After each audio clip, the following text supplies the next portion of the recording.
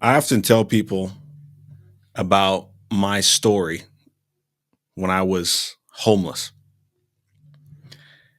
And I was homeless for a short period of time, maybe for about 6 months or so, sleeping in my car, sometimes really cold nights, shivering. I have to turn my car on to heat myself up. Man.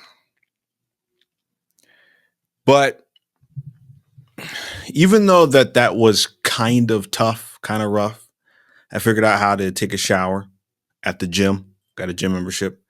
Take my clothes to the cleaners and I'll take all my belongings and I put them in a storage room, a storage compartment that I would pay like $50 a month for. I even thought about trying to sleep in the storage area, but I don't know if that was allowed or if that was even legal. I don't know. I thought about it and considered it, but I didn't.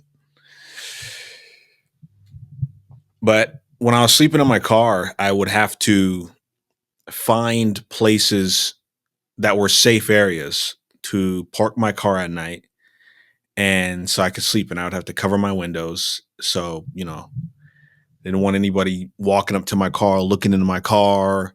Who knows? Um, I'm pretty sure I had someone break into my car one time when I was living in an apartment because I found these gloves in my car, like latex gloves in my car, but I don't think they stole anything. Anyways, besides that, it's a lengthy story, a series of events that led to that moment. But even while I was in that moment, I was not depressed. I wasn't sad. I didn't feel sorry for myself or anything because I knew that every decision that I made up to up to this point has led me to me being in my car. I knew that and I took full responsibility for it because I was living with my grandfather up till the age of 24 or so, and I wanted to move out. I didn't have life figured out. I dropped out of college. I was trying to figure out business and entrepreneurship. I was having a hard time trying to figure out life. And there was one thing that really helped me. As clueless as I was, as difficult as things were, even though when I was around people, people didn't understand exactly what I was dealing with or what I was going through, right? You hang out with people and you see that they got their life. They're, getting married, getting their first house, getting into college, making money, starting a family, multiple different people in my life who had these things. And you'll be around people and they'll ask you, like, hey, what you got going on in your life? Or what you've been doing? Or what you've been working on? Or how's your little business going that you're working on? Right. They'll say stuff like, how's your little business? How's your little this, your little this, your little that? Oh, you still work that one job? Oh, you're gonna try to get a higher paying job? Like people will communicate to you in a way almost as if they're above you, right? Because you don't got what they got. And it's very subtle. It's very subtle. And you know that they talk about you in private because you're an unorthodox person. You think differently. You're not the same. And I'm talking about myself, but I'm also talking about other people that I know who guys who come to me and say to me, hey, man, I feel like I just want to give up. I want to give up on my life. A lot of guys I've heard say this. And there's one guy in particular that I'm thinking about, but there's other guys too. And one of my friends was asking me for advice, like, man, I feel like I want to give up. Do you have any advice for me? The only advice that I had for him was exactly what I did for myself. And this is going to sound so cliche. It's going to sound cliche when I say it, but it's true. Number one thing was I did not give up on myself. And I bring this up because this is very crucial to understand. This isn't just a cute little saying or a cute little thing that I'm just throwing at you. It's like, oh yeah, man, don't give up on yourself, man. Keep it together, man. Stay on your toes. Yeah, we're gonna do this together. No, no, no, no, no, no, no. Literally, this world is so evil and corrupt that it will destroy you. You could die somewhere and no one knows where you even were. You could be struggling, you could be homeless, and you can ask for help, and you'll have people who will not help you. You will even have people who will chuckle and almost feel a sense of gratification knowing that you're struggling. And I say this because I've experienced it myself, where someone might be jealous of you. And then when they see you struggle, and then you tell them, like, oh, yeah, I've had some rough patches, I've been going through some things, you can almost see like a change in their face. And it's very subtle. And as a guy who's really good at reading body language, as a protection agent, bodyguard, corporate executive security, and mentalist, illusionist since I was a teenager, I studied psychology and I studied lie detection and just got really good at reading body language, specifically for the purposes, not because I wanted to be a great illusionist and different things of that nature or become a bodyguard. It's not because of that. But the reason why I wanted to learn body language and be able to read people was because I understood that this world was a very dangerous place. When I was a little boy, I understood this. And I'll tell these stories over and over and over again for you guys, the few guys who listen to this channel. You know who you are. I thought the world was a very dangerous place because it is. And it is ruthless and it is unforgiving. When you feel like you want to give up, it will not come to save you. And sometimes, by the grace of God, sometimes you will come across people who are loving enough to put their hand out and to lift you up. But not all the time. Far and few in between. So I learned body language and how to read people because I thought this world was dangerous and people are not trustworthy. I understood that the world was ruthless. Having friends turn their back on me when I was a little kid, and I get it. I was a kid, and they were kids, and I don't hold the things that they did against them when we were little children. But what I will say is it opened my eyes to realizing how dangerous the world is. So I wanted to be able to read people to prevent anything from happening to me. And I remember when I was going to church at a non-denominational church at the age of 15 or so, with some of my friends, I remember reading the Bible, and I was reading the book of James one time, and it talked about asking God for wisdom. Like if you could pray to get wisdom from God, and God will give it to you generously. And I remember praying and asking God for wisdom, asking God for discernment, praying for it. Because look, I wanted to be covered at all angles. I wanted to learn body language, right? But then I'm also like, if there is a God, I mean, will God protect me in this world as well? So I was like, well, God, will you also give me discernment and be able to read people?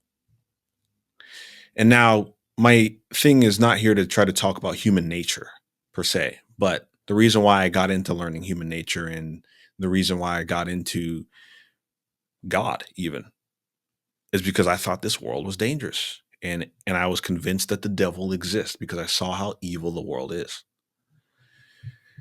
And even as a guy who is constantly working on himself and trying to self-improve, even I know that the thoughts that have gone through my mind, the temptations I've seen, I know that I'm like, if I can have a dark thought like this and I don't act on it. But there are people who do act on their thoughts, bad thoughts. I mean, you never know what could happen to you if you're around bad company. And so, why do I bring all this up? To go back to my earlier point on not giving up on yourself. And when I say this, as I said earlier, it's not a cute thing that I'm trying to say, like, oh, don't give up on yourself. Yay, ha ha ha. We're all working together. We're a team. I'm bringing this up because you are the only person left who can hold yourself truly accountable at the end of the day. Because you can have an accountability partner, or you could have somebody try to push you. You can even watch me, right? And maybe you watch my content and you feel like, oh man, I want to gain wisdom. I want to be more like this guy. I want to exercise and take care of my health. I want to improve myself. This guy makes me feel motivated. I get a lot of people say those things to me in private. They'll say those types of things like, man, you make me feel like I want to do something. And which is fine. It's good to be inspired if you can. But inspiration itself is the lowest form of maturity. If you need to feel inspired, that is the lowest form of maturity. Because inspiration is fine, right? You can read about Jesus and feel inspired. You can watch a motivational speaker and feel inspired, or watch a movie, like for example the movie Unbroken. I remember the main character in the movie. He was very inspiring to me.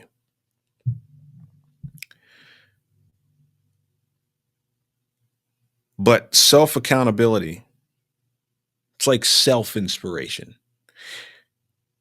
I no longer believe in motivation anymore. I don't believe in it because I see that I don't always feel motivated to do really anything. I would say a lot of the time I feel like I want to do nothing. And not for the sake of doing nothing, and not for the sake of just being lazy for the sake of being lazy. But it's like my mind is very sophisticated. I think about a lot of things. I have a lot of ideas. And in my mind, it's almost as if sometimes I can get stagnant and get stuck because I have a lot of ideas. So I get stuck in between this idea and this idea and this idea and this idea and a ton of ideas, and I don't know which one to act on. Or they're all good ideas. They're all brilliant ideas. Like even this YouTube channel, even this podcast, it's an idea that I have. But I'm also good at making music. I'm also good at various other things. And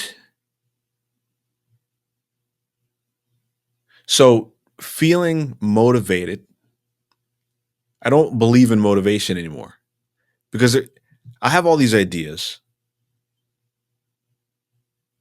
and I might end up just sitting there playing video games.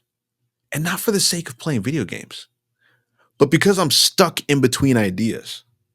And now someone can think of that and be like, oh, this person's just lazy, right? And this is why I say, like, you might feel like people don't understand you, they don't get you. And you feel like, oh man, I want to give up on myself. But pause, follow me.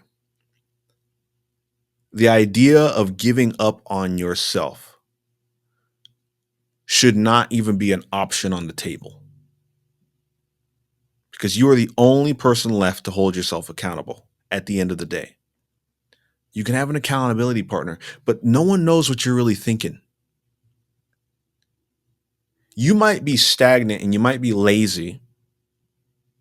Actually, let me reword this. I don't think might. A lot of people are lazy because they genuinely just don't know what to do. They lack knowledge. And then on top of that, like for myself, even, I'm constantly gaining knowledge, constantly reading books, watching documentaries, learning about business, a lot of different things. And someone else on the outside looking in, they might think to themselves, this guy's not doing anything. But I often isolate myself because I'm trying to figure myself out, figure my life out, figure out what's going on in my mind, figure out things spiritually with God, business, strategy. It's a lot that I'm trying to figure out. And a lot of people are at that point where they're trying to figure things out, but they don't know what to learn. They don't know where to gain the knowledge that to in order to go forward in life. And I always quote this scripture where God says, "My people perish for lack of knowledge." And I'm telling you, don't give up on yourself. There is something about yourself that you don't know. And I think it is highly important. I keep saying I think, I know that it is vital to isolate yourself at times so that you can figure yourself out. Because a lot of people they don't get your mind. They don't get how you think. They might have a one size fits all solution to everything, such as the cute quote, never give up on yourself, right? It's easy to say that. And it's even wise, right, to not give up on yourself. But I would say that it's just a wise saying. That the saying itself is kind of just a meaningless quote. Don't give up on yourself. But when I say don't give up on yourself, I truly mean it in the sense that there's something about yourself that you don't know. You don't even know why you're lazy. You don't know why you're 300 pounds living at your parents' house, not knowing what to do, playing video games all day, saying to yourself, I give up. And what I would say is this is I remember hearing this online somewhere. I think it was some sort of motivational speaker, but he was saying this, that if somebody was dunking your head underwater and you were drowning, you would not say to yourself, I give up. You would be fighting for your life to get out of the water if you were drowning. And now, sometimes that's what it takes in life for someone to get up on their feet, where somebody can constantly play with fire. Someone can constantly put themselves in a situation where there's the potential that they might drown. And what I'm saying is this, is that the person who thinks to themselves, I'm going to give up on myself. I'll put it like this. Why would you give up on yourself? For example, why would you give up on the business that you want to start? Well, man, I want to start this business. I have this idea. I have this gifting. I have this talent. But I give up because it's too hard, right? Or I give up because I'm afraid of failing. I'm afraid if it doesn't work, what will happen if it doesn't work?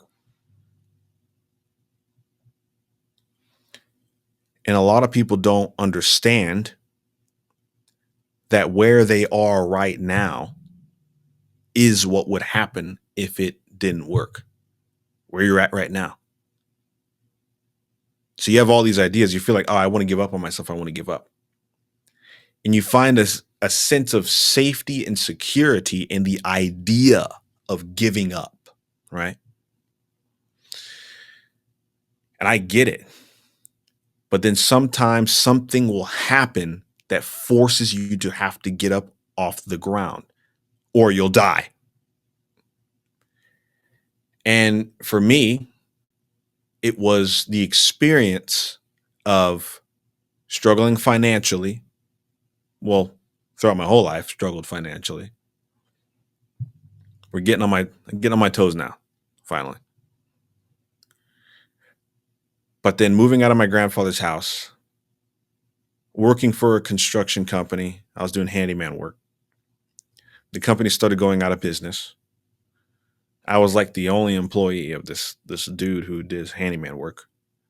So once he starts going out of business, I'm out of a job, living in an apartment, struggling to pay my bills. Just got my Dodge Avenger 2008 and trying to find a job as fast as I can to replace the job that I just lost. But then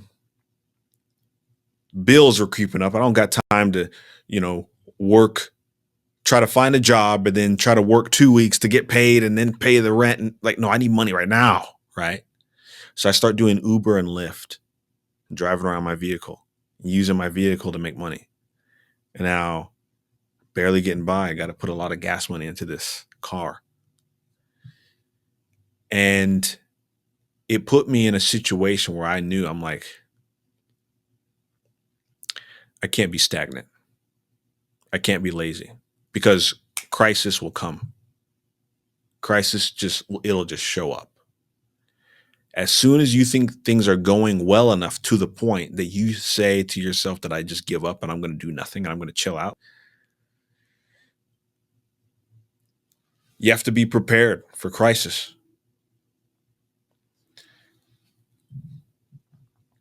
Now, a lot of people aren't going to understand what you're dealing with, right? And this is why I say it's good now in your life. If you gotten to the point where you feel like I'm going to give up,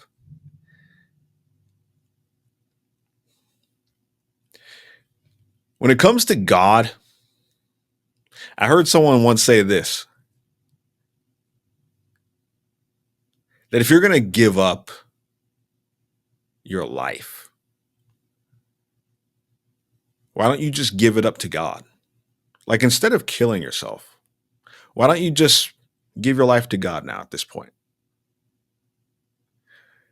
And my point here is not here to preach the gospel to you. But what I am saying is there's obviously things in your life that you want and you feel like it's too hard to achieve.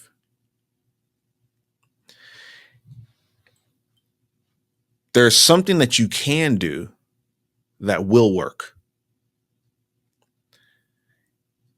And as I had said earlier, as the scripture says, when God says, my people perish for lack of knowledge, you're thinking that you're just lazy. But there's an area in your life that if you understood how this thing worked, you would do it. For example, if I told you, here is a blueprint on how to make $1 million. And if you do this step by step, if you do it step by step, it is guaranteed to make you $1 million. And then I show you over here that there are other people over here who are doing that thing, right? And it actually works. You would do it right away. The idea of giving up on yourself would just go away. And now, here is a blueprint for your life that I would give. And it's simple. It's simple, just gain knowledge. Now, when I say gain knowledge, what do I mean by saying gain knowledge? Do I mean just start reading random books? No, I'm not saying just start reading random books. But this is wisdom for the kings out here, man.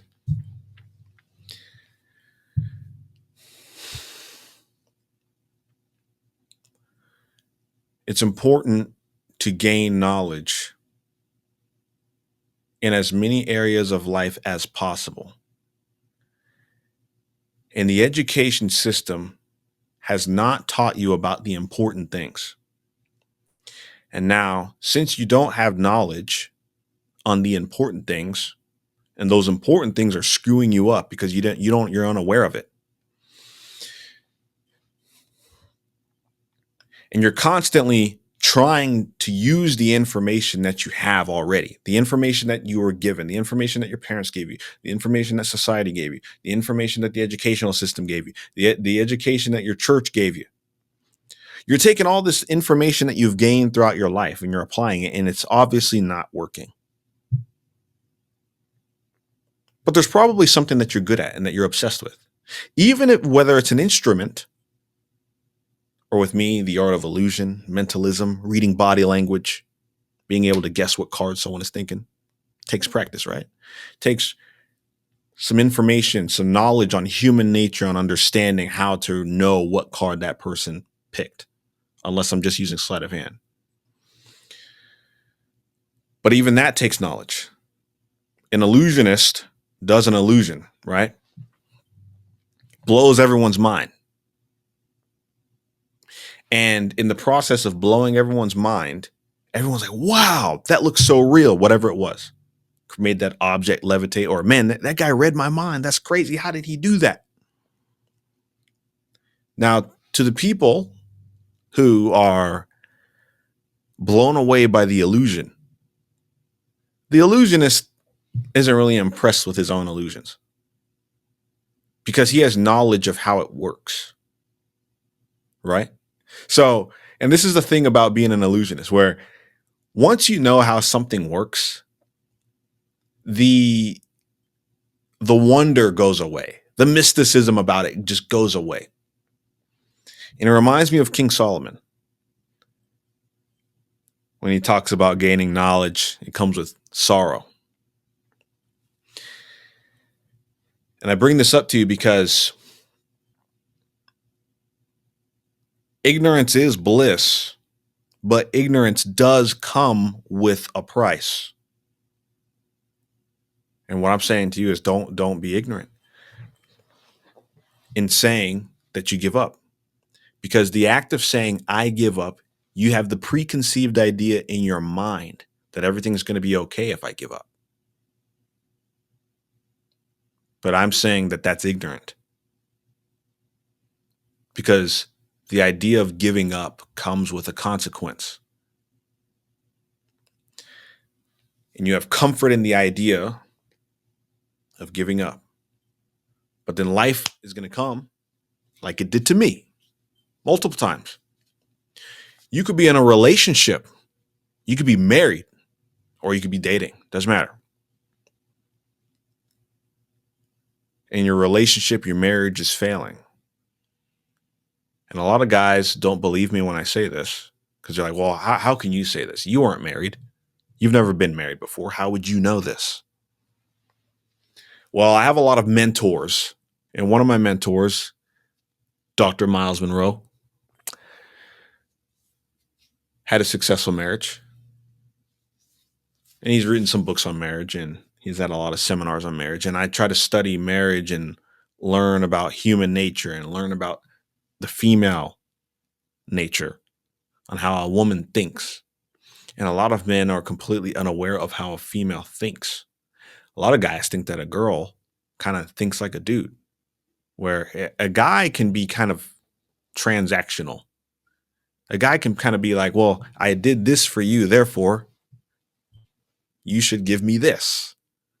I got you flowers, therefore we should go on a date. I bought you food. You got to be my girlfriend now. And I'm over exaggerating, obviously. But what I'm saying here is this is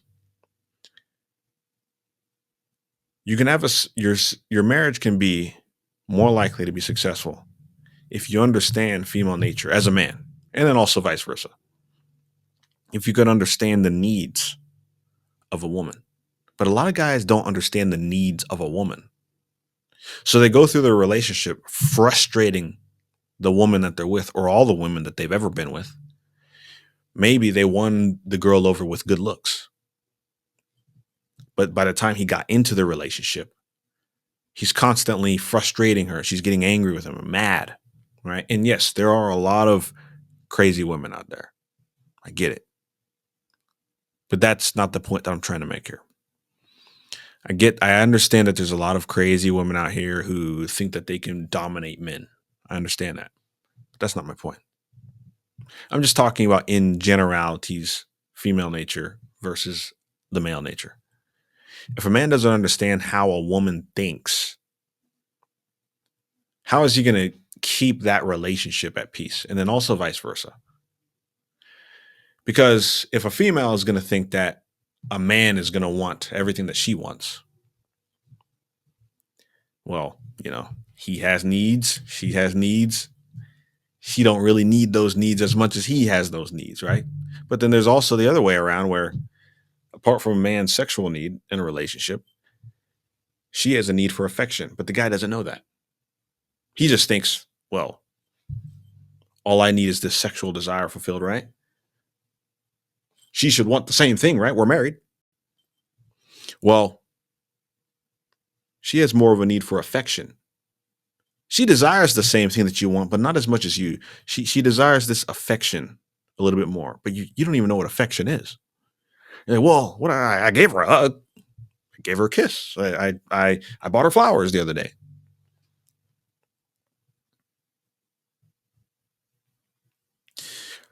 Not to get into a whole marriage seminar, but a man can go into his marriage completely ignorant of what his woman needs, constantly frustrating her to where eventually she gets up and says, you know what? I'm going to get a divorce. I'm going to get a new guy.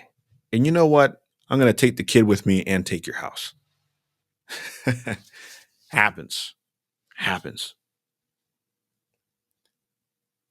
But does that mean that because people have failing marriages or because you've gone on a lot of dates that you should just stop going on dates because every time you went on a date, it didn't work out? I would say absolutely not. You shouldn't give up. What I would say is this is even in dating, understanding and self-analyzing, why is it that every time I go on a date with a girl, it ends up not working out? Now you can ask the girls, hey, how come things didn't work out? They're probably not going to be honest with you. But if you can ask other men, say, hey, why is this not working out? Every time I go on a date with a girl, it doesn't work. Or I try to go on a date, or it's hard for me to message these girls and they leave me on red. Why?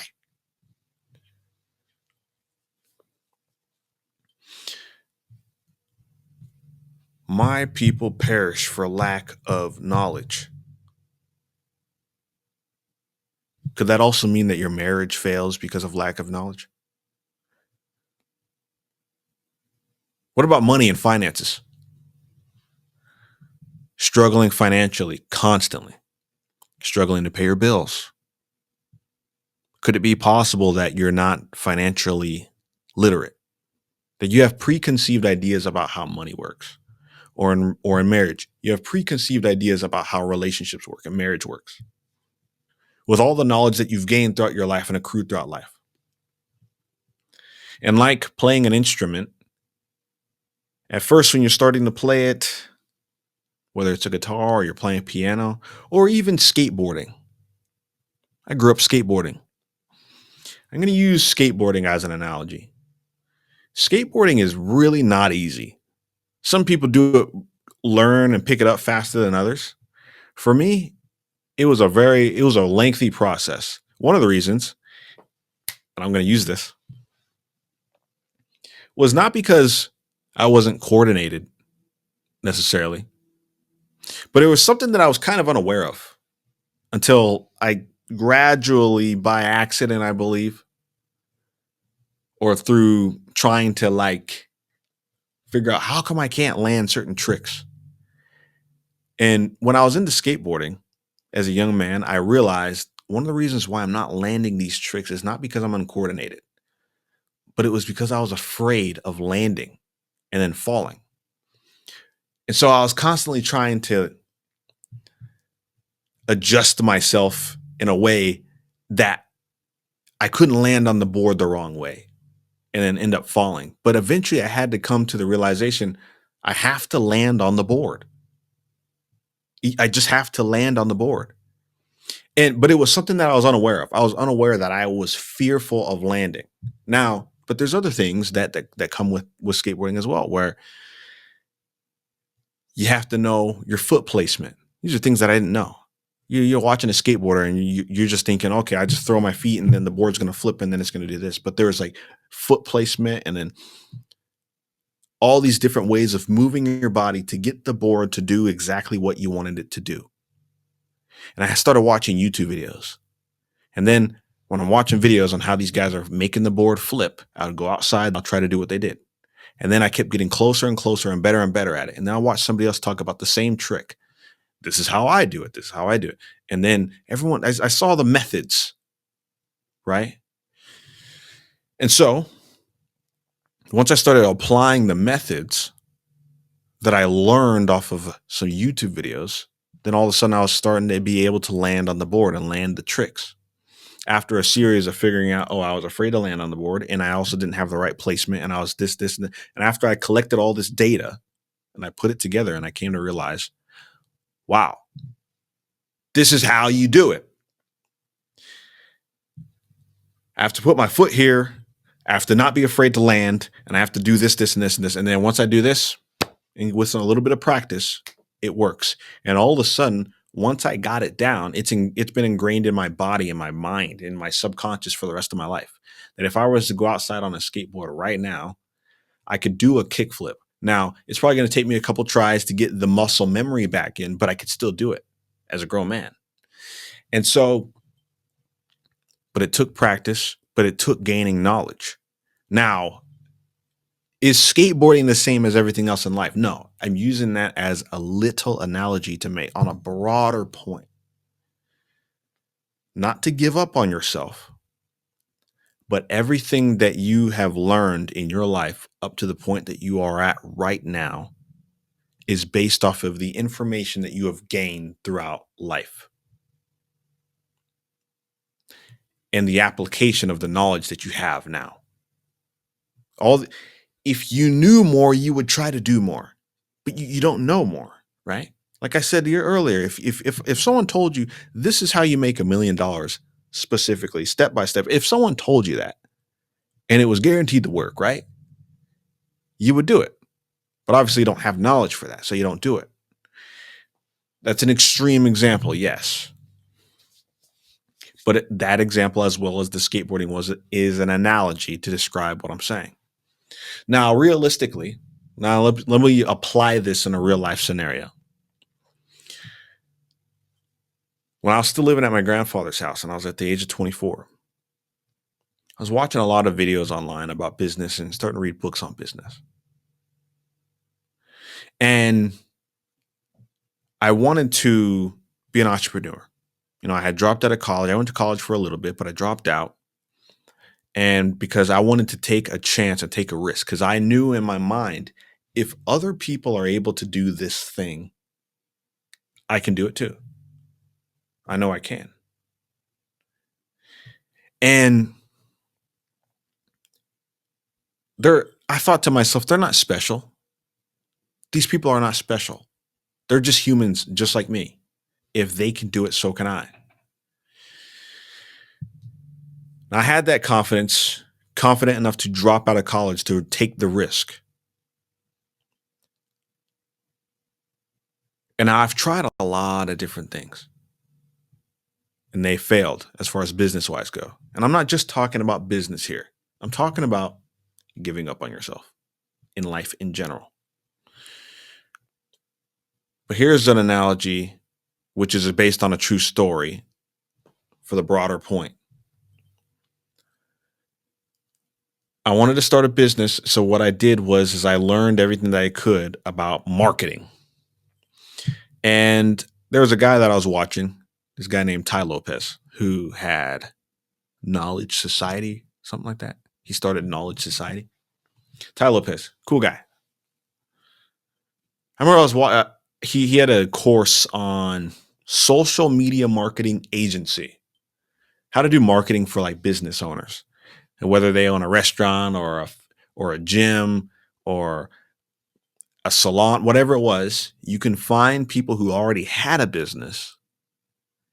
And then since social media was starting to kick off and a lot of people were getting into marketing back in 2015, 16-ish, around that time, I'm like, well, I want to hop on this trend And it was cool because once I started learning and getting the information, I took the information that I learned about how to market and help businesses get customers. I had to take the chance and take the risk of finding a business who was willing to use me to do marketing for them. And I found this barbecue restaurant, and I started calling restaurants on Google. I think I was googling restaurants that were around me and going on my GPS on my phone. And then I found this barbecue restaurant. I found a couple different places, but I would call them, and me being somebody who knows a lot about psychology. Well, what I say a lot. I The funny thing is when you start learning something, you realize how much you don't know. So someone else, it might be a lot, but to me, I don't feel like I know a lot. But I took the knowledge that I had with being an illusionist on being able to influence someone's behavior to pick a certain card. I got really good at influencing behavior. Psychology. It's not supernatural ability or anything. It's just psychology. And so I knew that if I was going to call a restaurant and tell them, "Hey, I'm starting a social media marketing agency." Now I sound like a young man on the phone. Who knows? Maybe they're thinking I'm a con artist or a scammer, whatever it was. And so what I did was, instead of telling them I was going to charge them, I would tell them, "Hey, I'll do this for you for free. I will get you customers online using your social media. And I can come down to your restaurant, I can meet you in person. I'll show you exactly step by step how I'll do it. And if you agree to the terms, then, and if I get you customers, maybe we can do business together and you start paying me. But first, let me prove to you that I can get you customers." Now, this barbecue restaurant that I called, the guy was like, "Wow, you're saying you can get me more customers, and for the first month, I can do it. You'll do it for free." I said, "Yes." Now, whether I got him customers or not, if it failed, what would happen? I just end up still being at my grandfather's house. Nothing really would happen. Maybe I slightly embarrass myself a little bit to this restaurant owner, but he might not ever see me again. Who knows? But either way, it's not going to hurt him to take the chance on getting more customers. And it's not actually going to hurt me if it doesn't work. If it doesn't work, I just realize, okay, I need to get more information or more knowledge on this topic. Or maybe I'm just not good at this thing. Maybe I have to work on this skill even more. But the guy took a chance with me. I went down to his restaurant. We communicated. And after we communicated, and I told him, "Hey, you have to give me access to your Facebook business page.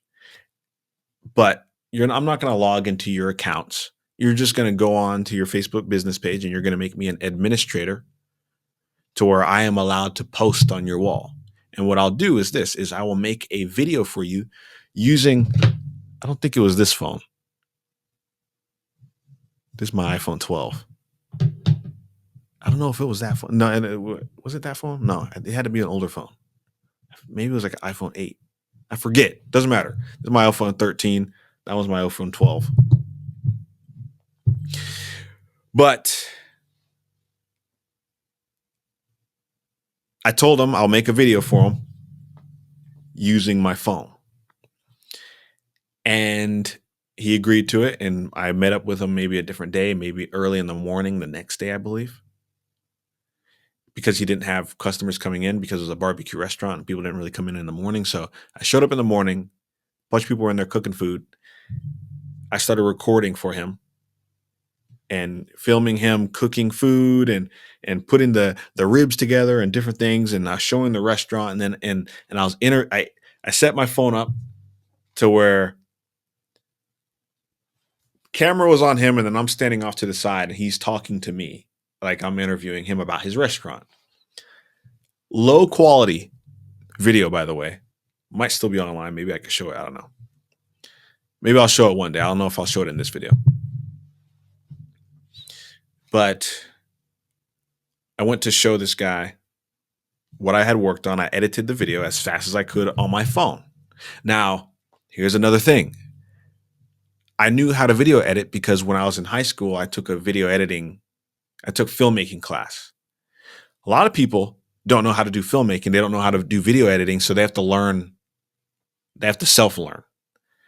I already kind of knew how to do it. And then I was also playing with video editing apps on my phone already. So I already had the information, the knowledge. But a lot of guys don't want to try to start a business or start a, because they or make content because they're like, well, I don't really know how to edit videos. It's like, dude, just gain the knowledge. Once you know how to do it, you know how to do it now, right? Just like with me with skateboarding, it was hard for me to skateboard at first, but once I got the information, I started learning, and then I started applying what I knew, and then it was difficult at first, but then I kept watching more videos, and then I realized also that I was kind of afraid of landing on the board, and then I just decided to just fully commit, and then I would fall down a couple times, but it wasn't really that bad at falling. It wasn't really that bad falling. I actually gained knowledge on how to fall, and if you watch skateboarders that are really good, you'll notice that they're actually really good at falling as well. It's like a watch professional skateboarders and watch like bail videos. When they fall very professionally. For it's great. I can use that as an analogy as well. They fall very professionally. Where, for example, a guy will be trying to kickflip off a flight of stairs or over a ledge or over a big gap. And then he realizes split second, he's probably not going to land it. And then he kicks his board away. This all happens really fast. He's going to do a trick, kicks the board away, and he's still in there, falls down, and rolls on the ground or something. And you'll wonder, like, man, these guys can fall down 100 times a day and no scratches. I remember there's times where I would fall down so many times throughout the day, trying this trick, trying that trick, jumping off this set of stairs, that ledge, trying to grind on this little rail thing. You're doing so many tricks and you fall down so much that you just get good at falling. And I want to use that as an analogy of life as well. That once you're going to get good at falling because you're going to try different things. But what you're doing is it's society has wiped away our childlike curiosity. So you're going to try things and you're going to fail. And like a child, you're going to play with things. You're going to fall. You're going to hurt yourself. You're going to play with Legos. The Legos are going to fall apart and break. You're going to try to do artwork and you're going to mess up the artwork. You're going to try again because you're having fun. But a lot of people will feel so beat that by their job, by society, that they just feel like they just give up. It takes away their childlike curiosity. You go to school, you adult. And what I'm saying is gaining knowledge isn't this superficial thing. It's reclaiming your childlike curiosity and your childlike faith and your childlike wonder. Why give up on yourself? Like I said earlier, working for this restaurant and helping them do their marketing. Let me get back to that point. I sidetrack sometimes and I go on these little rants, but I'm trying to get really good at doing this. Back to the restaurant. I edited the video. I gained knowledge in high school on how to video edit. And then once I made this video for him, that was probably a couple minutes, I posted it onto his Facebook business page. And I took that same video. I went to a bunch of Facebook groups on, I went into a bunch of different Facebook groups that were like swap shop groups where people will buy and sell things. Now, I don't know if this method will still work. It might work still. I don't know. I really don't know. But I may have some of these groups. I think it just got to the point where I was kind of spamming. But for the short time being, I took the link from this video that I made for this man. He liked the video, even though it was low quality, made on my phone. It wasn't like that low quality, but it definitely didn't look like a commercial that you would see on television. But took this video, put it into a ton of Facebook swap shop groups that had at least 10,000 people per group. 8,000, 10,000, 15,000, 70,000, I think even. I can't remember the numbers, but a lot of these groups had like thousands and thousands of groups, thousands and thousands of people. So I put in the link in there, and it wasn't just the link. It was also a description of where the restaurant was located in Arizona. Had the address. I remember that. And then what happened is the day that I started posting this video in these groups, probably within the first hour, the video got maybe 10,000 views. And then that first day, I might be mixing this all up, so follow me, but I just remember the first day. I don't think maybe the first hour didn't get 10,000 views. Maybe by the end of the day, it got 10,000 views. I just remember 10,000. But I remember specifically after a couple days go by, it's like 20,000 views on this video, 30,000. By the end of the month, that video got 70,000 views. And then, but day one, that restaurant owner told me specifically, because I texted him saying, your Facebook page or that video is blowing up. Whatever, I texted him. And then so he was like, he texted me back and he says, yeah, I know. I have a line of customers going out my door. Now, man, now that I'm bringing this up, dang, I should have went down there. I should have took pictures of the people who were a line of customers going in. Dang, I should have did that. So I had that proof that I was able to get those people in. I think the video is still online though, because that would have been good for business if I would have. I was but I was unaware at that time that I should have showed the results. Dang. That would have been perfect. That was the first client I ever had. But I was on edge, so I didn't really know if it was really going to work or not. Hindsight is 2020, man. But I got more of a business mindset now, so these things I'm more aware of now. Because I've gone through a lot of failures. So and then I know different things. I'm going to try not to beat myself up about that, man, because I'm really the kind of guy who likes to show results. Dang. Anyways, I have to get that off my mind. That was my first client. The restaurant owner, when I met up with him, he had said to me that the amount of customers that came in, because I came in, I think I talked to him the next day or the week, I forget. And I talked to him and he said, man, we had so many customers coming in. It was like the day we opened. Now, let me make something very clear.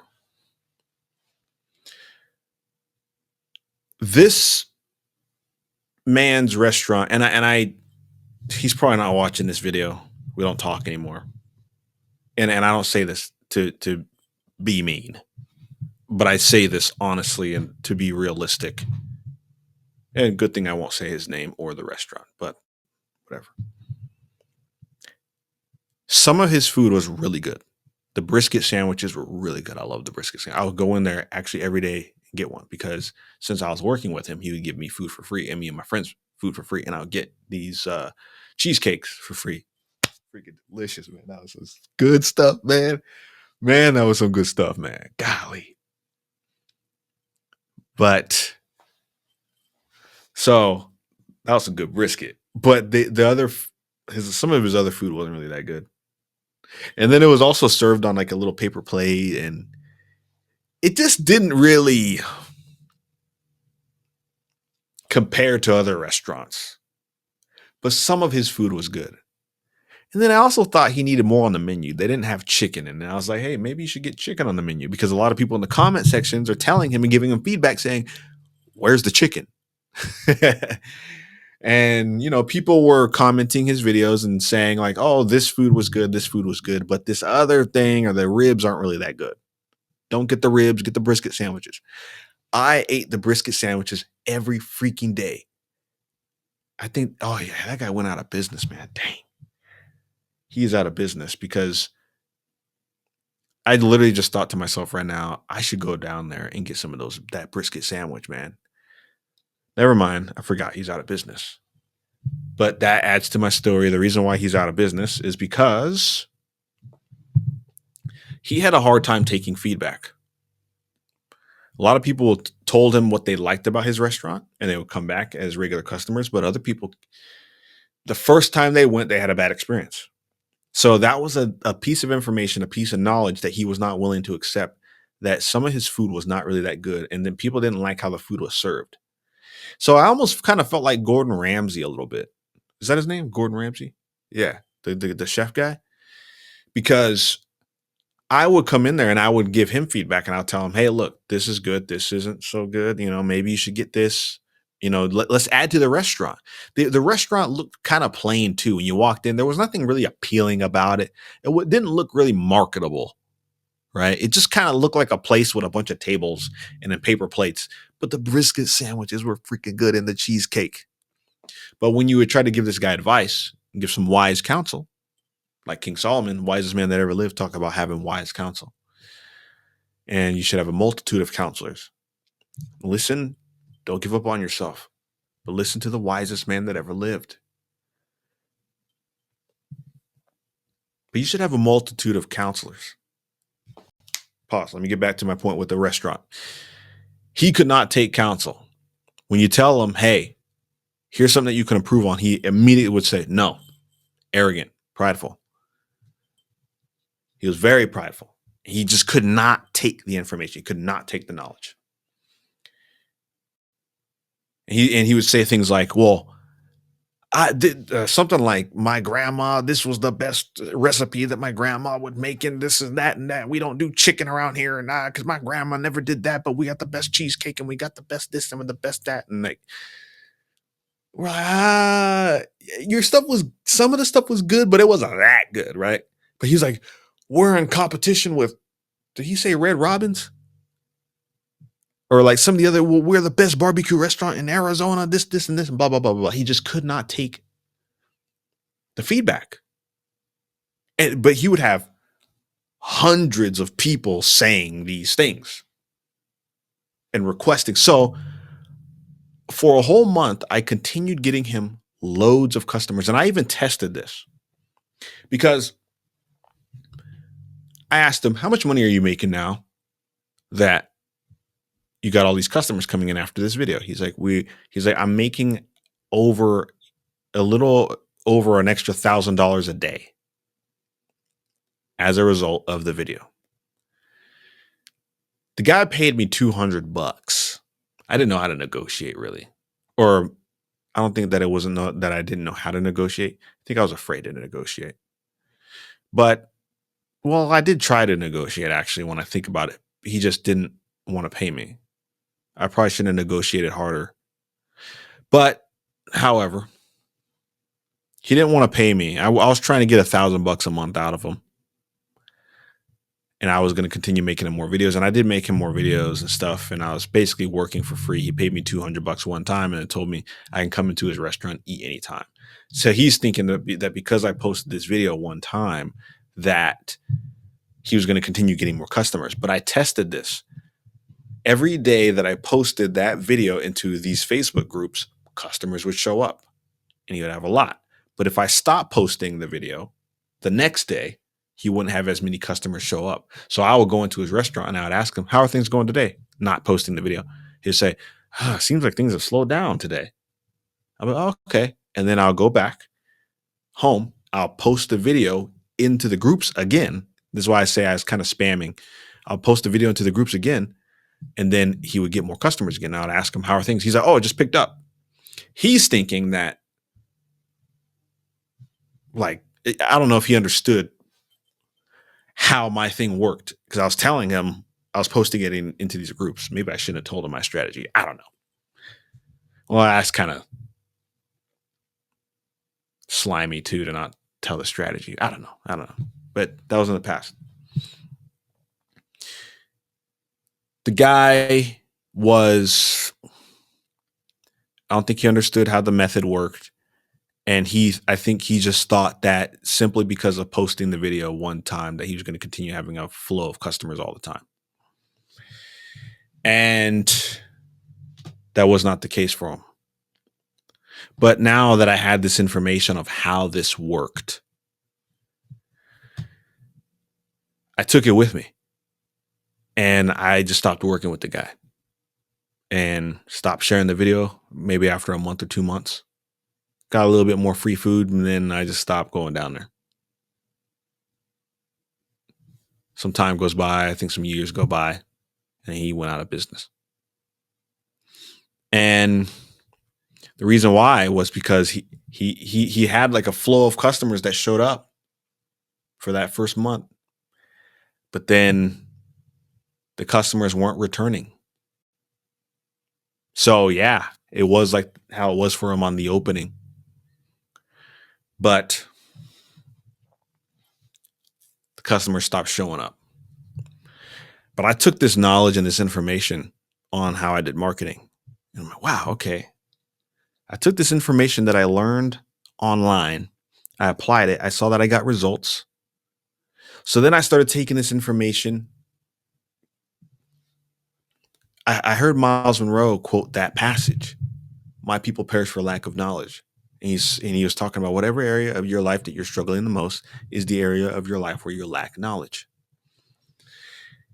And I'm saying that to you now is you're not struggling with the idea of giving up on yourself. It's you have a lack of knowledge, more than likely. And if you only knew what to do, you would instantly do it if you knew it worked. And so this is my advice to you if you're watching, you've gotten to this point. I'm coming to a close now. I'm going to go eat some Chinese food probably or some Thai food or something. I don't know. As I'm coming to a close now. You're struggling with a lack of knowledge. Because if I told you how to make $1 million step by step, you would do it. If I told you, here's how you can make sure that your relationship is guaranteed to work, you wouldn't give up on dating.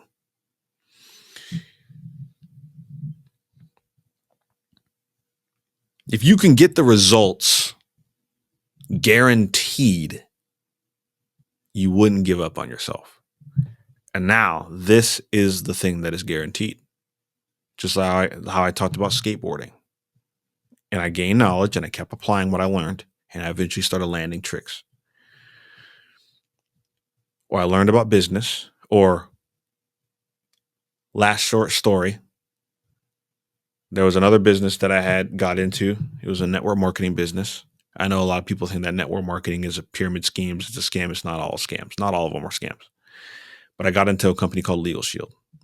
And I was trying to recruit people and I was trying to make some sales and get people to buy memberships of identity theft and legal protection. It was not easy at first. And the reason why it wasn't easy because I wasn't really good at communicating.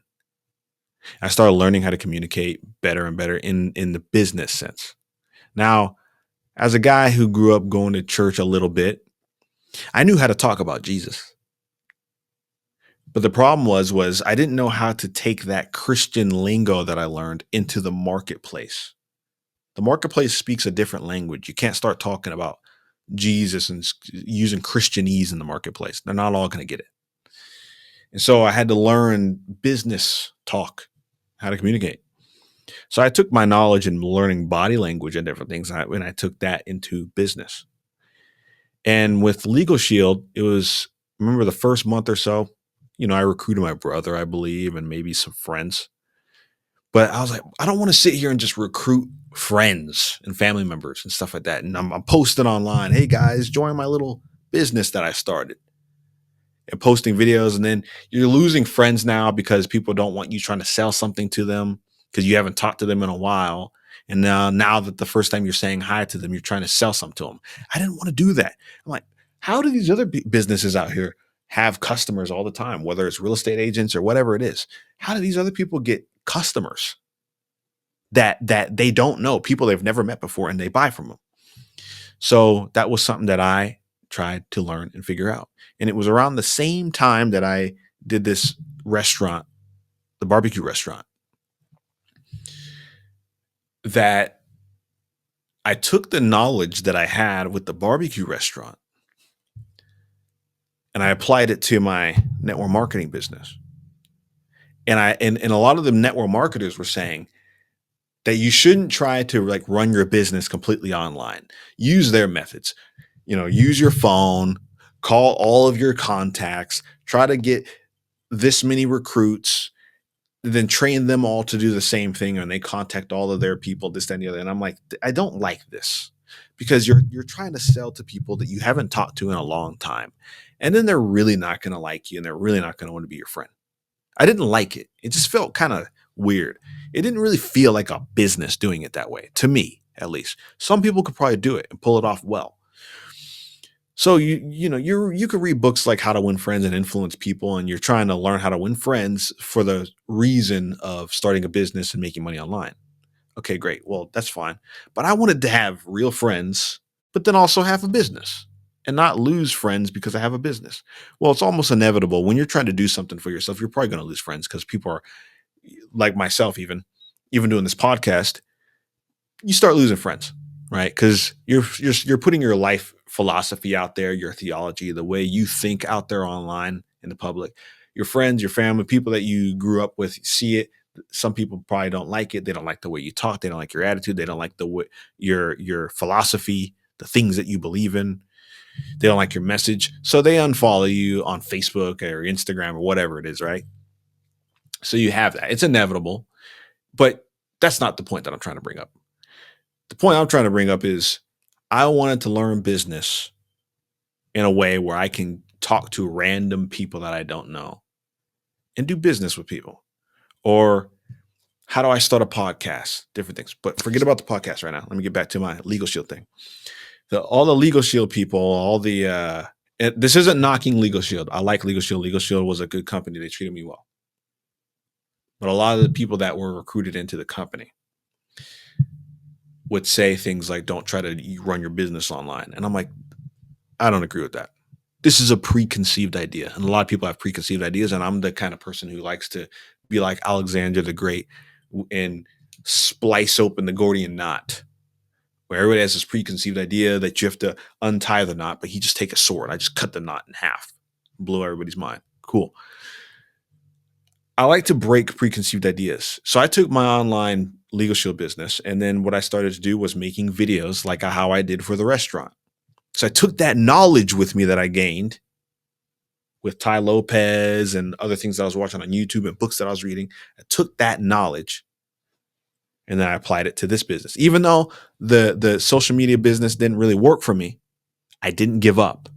Now, it's easy to sit there and be like, well, this didn't work out. The guy's not going to pay me, yada, yada, yada. Maybe I could try to find more clients, more customers, this, and this. But then I was like, why don't I start my own thing instead of just applying this knowledge that I have to my own thing? Well, the Legal Shield wasn't really my thing. It's someone else's thing, but I took that knowledge and applied it to this. And I started getting customers online using the similar methods. And I made like a landing page and a website thing and all this stuff.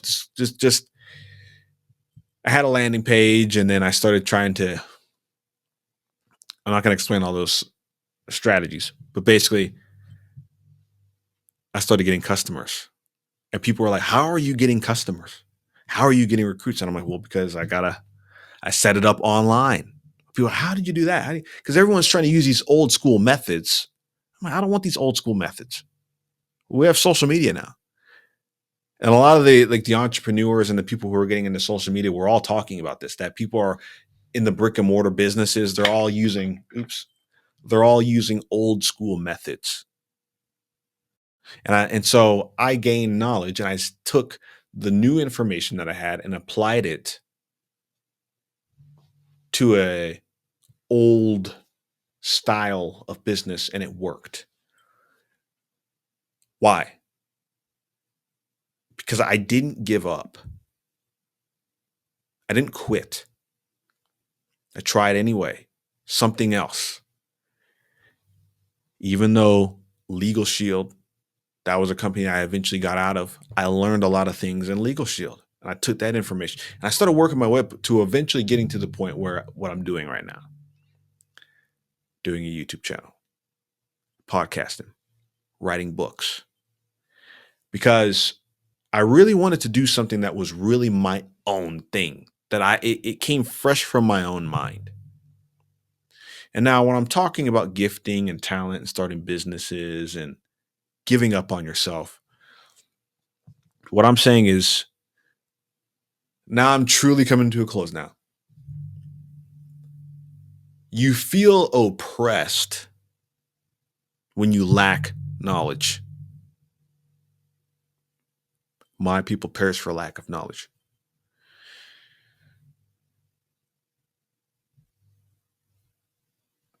When I was a young man, I had a hard time reading.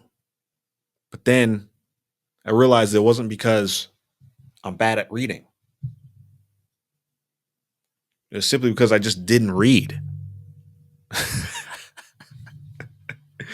So when I'm in school getting bad grades in reading and writing and mathematics and different things, it was literally because I didn't try to learn. I just ignored everything that the teacher said. But once I started learning and paying attention, then all became easy and I started getting good grades. Great. And what I'm saying to you is this is there are things in your life that there are things that a man does not know. And if the man, if he figures out what he does not know and he studies on it, learns, he'll gain knowledge. And if he applies that knowledge appropriately because of the understanding that he has, he'll be wise. And it takes wisdom to get out of the situation that a man is in. If the man is stuck in a situation, he needs to gain knowledge on the stuff that is keeping him stuck. But a lot of times people are unaware. Are you struggling financially? Gain knowledge on money. Are you struggling in your relationships? Gain knowledge on relationships. Now, if you got to this point and you still feel kind of confused and you're like, man, there's a lot of things that I want to learn in life. There's a lot that I don't know. Maybe somebody can tell me exactly what it is that I need to learn. Well, don't be like the restaurant owner who was arrogant, who thought, well, now that I got customers coming in, everything's all good, but he doesn't want to take feedback. I'll say this to you is if you've gotten to this point in this video and you feel like there's something in your life that you're struggling with and you feel like you want to give up and you're like, man, I don't know what to do with my life, contact me. Message me on Instagram, whatever it is. Maybe we can get on the phone. We'll chit chat. But contact me. We'll have a real conversation. And you can tell me whatever it is that you're dealing with. I don't care what it is. Challenge me. And I'll be really honest with you. I almost want to say brutally honest. But when I say brutally honest, I'm not saying that I'll be a jerk. But what I will say is this is I'll try to give wise counsel. And I believe that iron sharpens iron. People need each other. So if you give me a chance, I'll try my best to sharpen you. Contact me. Feel free. Subscribe to the Creed podcast. I am your host, Ethos Creed. God bless. Peace out. I need to go get some food.